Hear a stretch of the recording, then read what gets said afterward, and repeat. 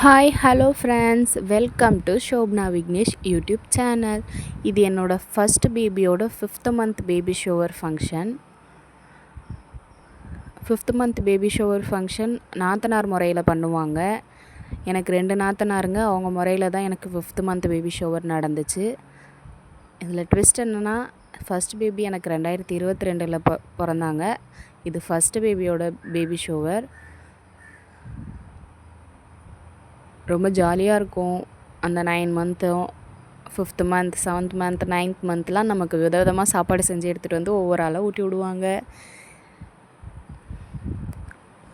நலங்கு வச்சவங்க யாருமே நலங்கு வச்சாங்களே காண்டி அந்த 5 வகை சாப்பாடில் ஒரு சாப்பாடு கூட எடுத்து ஊட்டல. அதுதான் நமக்கு வருத்தமாக போச்சு. கடைசியில் எங்கள் சின்னத்தை எடுத்து ஊட்டி விட்டாங்க. ரொம்ப ஜாலியாக ஆயிடுச்சு.